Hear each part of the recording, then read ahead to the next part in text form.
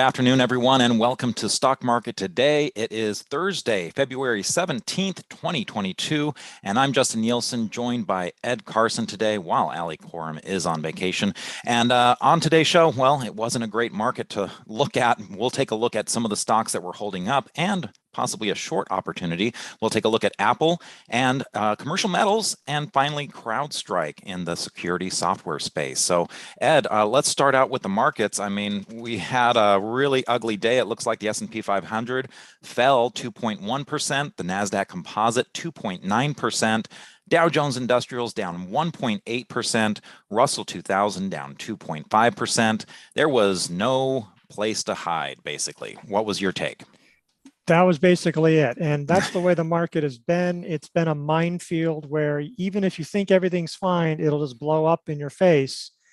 And, certain things, okay, gold did well today, but if there's peace, gold could fall, give up all those gains very quickly. I mean, so it's hard to feel comfortable on anything. The NASDAQ and S&P didn't quite undercut the lows from a few days ago, but they did suffer their worst closes since late January, which means both of them are below the low of their follow-through day. The NASDAQ doing that for the first time, that's a very bearish sign. And you can see how much we've sold off in just the last few days. A lot of things weak on that front. And really, I mean, we put the uptrend under pressure a few days ago because we just were not seeing the progress that we wanted to see. So this is just another kind of data point to kind of suggest that, hey, this uptrend might have some problems. It might have some headwinds here. And if you just, we were talking about this before the show. I mean, if you draw a line, go to the weekly chart, you can kind of see all the way back to the last year, a full year ago. We've got this line here that was resistance before. It ended up becoming support. You can see how it came down there a few times. And then once we crossed below it, now we're really having a struggle getting back above that line on the NASDAQ Composite. So we also, going back to the daily, have the 21-day moving average line that just seems like that's a level that it can't stay above. Never mind the 50-day and the 200-day moving average line that are now getting close to each other and about to do what's called the death cross, where the 50-day gets below the 200-day. Kind of a late signal, in my opinion, but it looks like it's coming. So what should investors be doing in this situation? Well, they should try be very defensive in this situation. If you have winners, you might want to take at least partial profits just so you can end up positive on the trade. You should, if you have losers, you just get out of them. You don't know when they're going to fall 2, 5, 10% with or without news. It's that kind of market, and it's just not a market where you can feel positive about the trend in any way. And let's say we have a good day or two and we get up to the 21-day line, and then we get past this. Well, there's still the 50 and the 200-day line. There'd still be a lot of overhead resistance. Yeah. I mean, there's along the way you could have. It's possible we could have that, but the upside seems like one just where there's a lot of resistance. On the downside, it would not take much for this to really break down, maybe have, hit new lows altogether.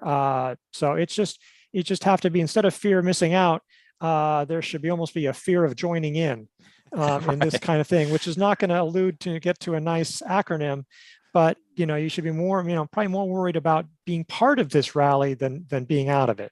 Yeah. Taking a look at the S&P 500, of course, that got below its 200-day moving average line again. So it kind of did that earlier. Tried to get back above it, got above the 21-day briefly. Now the 50-day is acting as potential resistance right there around 4,600. But here we are back below the 200-day moving average line, not able to stay above that. And the Dow Jones Industrial Average also below its 200-day moving average line. Now, one of the things we talked about on the IBD live show this morning was the 10-year Treasury. That was kind of one of the things where this higher yield was, really spooking investors in terms of what was going to happen with growth. But of course, now with the fears of what's happening in Russia, Ukraine, there's this flight to safety. Bond buying means yields are going to go down. Yeah, and it also means, okay, and so we don't know how that's going to go, but definitely, okay, let's say the Russia crisis goes away just it wanes. That 10-year Treasury yield is going to go up. Inflation's still high. The Fed's still going to be raising rates.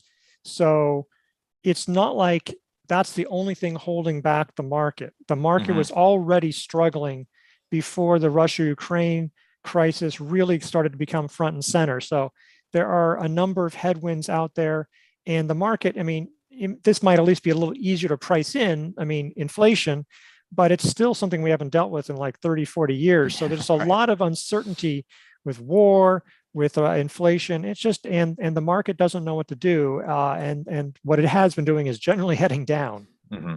Now, there were a couple sectors that were showing some strength today, but it's not the sectors that you'd normally be looking for the great growth in. We had XLP, which is your consumer staples. That's very defensive.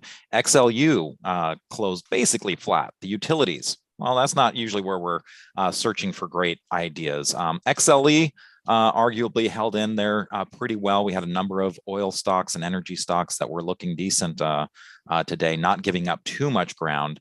But does that kind of give you some worrisome of what kind of merchandise is out there right now? Yeah, when it's utilities, when it's gold, when it's those kind of things, consumer staples. I mean, Walmart had a nice gain, though some of that I think was a flight to safety as well.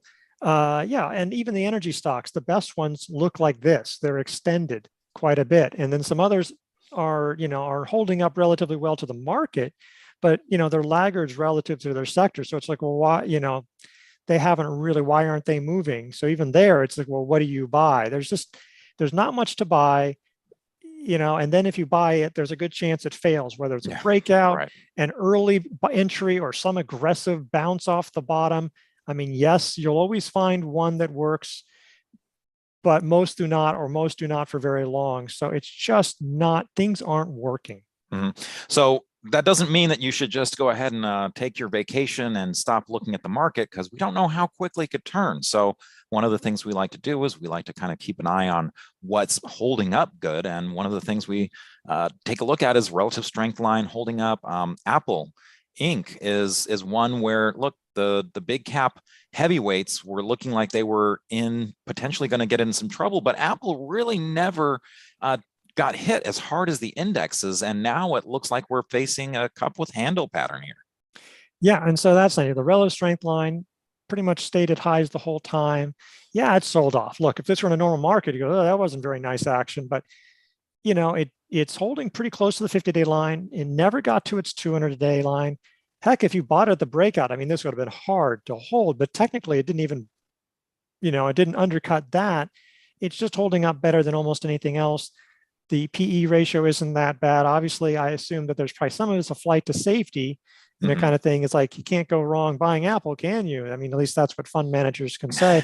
But this is holding it better, but it's still not working.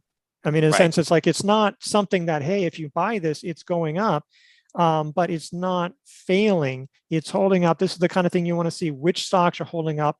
And sometimes they hold up, and then they break. I mean, if this one breaks 5%, well, we're not going to be looking at it as much as more, or we won't, or we'll wait to see. I mean, so, you have to keep on working on these watch lists. This is one that, probably should be on your watch list, has been for a few weeks now. But we'll just have to see if it can hold up until the rally turns. Mm-hmm. And for a lot of these stocks, of course, it's one of those situations where you really want the market to improve before you get heavily invested, with the market kind of going back and forth, especially in the volatile fashion. It seems like 1% moves up or down is kind of the flavor du jour since the beginning of the year. That just seems like what's happening all the time. 2% isn't out of the question, whereas 2021, 1% moves was really big. Let's go ahead and shift over to some metal stocks. Commercial metals, CMC is the ticker symbol on this one. Looks a little volatile as you look at this arithmetic chart, but sometimes taking that step back to the weekly might improve the look slightly for you. This is one that doesn't move too much. The consolidation here has been relatively mild, support at the 200-day moving average line. What's another one where the relative strength line is at new highs? What's going on here with commercial metals? Why the strength in cyclicals? I mean, there seems to be economic demand. If you can make it, you can sell it, and that's always pretty much seems to be the issue there. And so they've been selling pretty well. The growth has been strong. The it found support at the 4-day week line, 200-day line. It's actually risen, sort of gradually the past few weeks. I mean, the volume hasn't been great, but it's been acting relatively well. So, I mean, yeah, I don't know to what extent. I'd like to know more about this. I know that I need to look again at Rachel Fox. She did a story on this, yesterday, looking at this as an IBD 50 stock, to see if that can, what's the edge? Why is this one holding up? Maybe not. It's not as volatile as some of the other steel names, which have had some bigger ups and downs over the past several weeks. So I like some of that action. Right. And let's go ahead and round up our conversation with something on the short side. Of course, shorting means that rather than buying low, selling high, you're kind of doing it the opposite. You're going to sell at a higher price, hope the price goes down, and you'll replace the shares that you borrowed to sell with those shares that you bought at a lower price. And here we have CrowdStrike. I should also mention that for those of you that missed it, we did have a short selling webinar with our David Squared team. We had David Chung and David Ryan both talking about short setups. And one of the things here is you want to see a downtrend established, which we certainly did have with CrowdStrike here. You want to see these rallies up to moving average lines. And then when it gets turned away, that can be your shorting opportunity. And certainly when the rally happens on lower volume, that kind of shows you, hey, this is not something where the institutions are clamoring to get back in. So do you do much shorting? I mean, it's tough, right? What's your take on the shorting prospects for this market? I mean, I think there are prospects where, because you see things coming up and then selling off again. So we certainly could do that. Look, obviously you have to think that the market is going to have volatility and sell off, that you would sell the rally, as it were, any kind of bounces. And that may not. Look, if there had been peace, if Russia said, we're pulling out all our troops today, you might have seen a pretty good gain for some of these beaten down stocks. I'm not, maybe not for CrowdStrike, but you could have certainly imagined that scenario. So the problem is that fear can turn so quickly. And so, you can have that situation, everybody panics, and then everybody is not scared anymore, and then they rush back in. So I think people should be very cautious and just know that you have to be able to cut your losses quickly. You have to be act nimbly. You want to do it around these resistance area where it sort of breaks back below that, and because you don't want to just do it any old place, in the thing. And I have not had much luck because that is so hard to react. But how about you, Justin? Yeah, so I actually did put a position on myself, very small in this one. I think it's extended now, and I actually didn't do a short. I'm basically short, but it's really with options. So using a bear call spread, which is something that you can do in your IRAs. You can't short in an IRA. So did a small position there, but it is extended right now. You have to be very careful because a lot of times it is exactly as you said. You want to be almost going into the selling into the strength, so that when it does fall apart, that's where you can kind of buy it at the lower prices. And a lot of times we're covering these shorts pretty quickly. We're not looking for huge gains here. You're certainly not going to get the compounding that you get on the long side. And so yeah, it's a very different animal. The volatility that we've had in this market does make it very easy to lose on both ends. So you have to be careful of that. As you said, the news, the headlines, shifting things back and forth, that can really make it, tough to play. So that's why I kind of like the risk-defined strategies that you can get with options in some cases with those vertical spreads. But this is certainly one of many short setups that David Ryan and David Chung went over yesterday. So if that's something that you are interested in learning more about, certainly isn't a bad time to learn about it. You can go to investors.com/webinars for that latest information on the short selling. That'll wrap it up for us today. And I think, again, it's really a market where you have to be very careful. Maybe just not being as involved is the best thing to do for yourself. Protect your physical capital as well as your mental capital. But any final thoughts from you, Ed? Well, we're going to have Matt Caruso tomorrow on IBD Live. Yes. Definitely encourage people.